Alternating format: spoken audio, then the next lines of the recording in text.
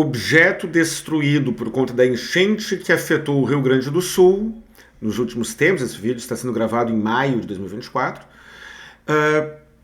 quando em depósito, quando sob a guarda de um prestador de serviço.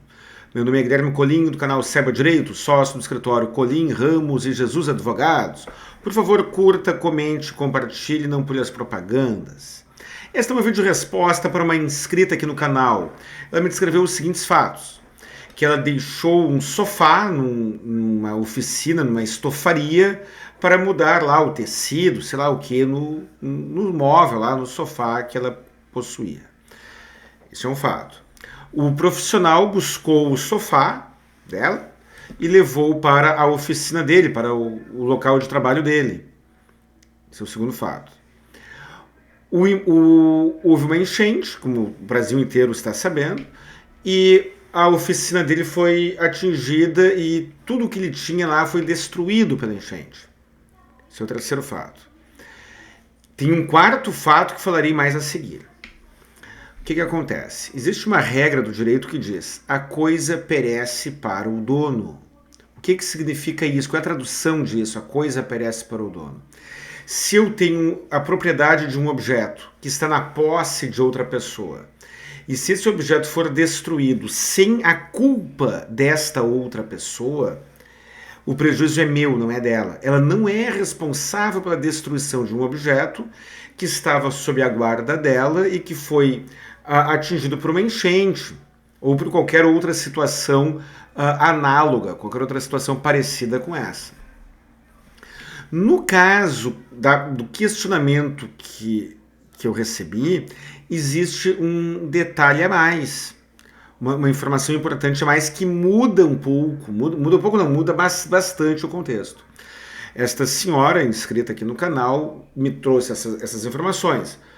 Contratou um estofador para consertar o seu sofá, o estofador levou o sofá e o sofá foi destruído pela enchente. Só tem detalhe: o prazo para ele devolver o sofá consertado acabou antes do início da enchente. Houve um atraso por parte do prestador de serviço e, caso ele tivesse cumprido o prazo, caso ele tivesse cumprido o contrato que previa que ele tinha até tal data para devolver o objeto não teria sido afetado pela enchente. E aí esta regra de que a coisa perece para o dono deixa de se aplicar. Por quê?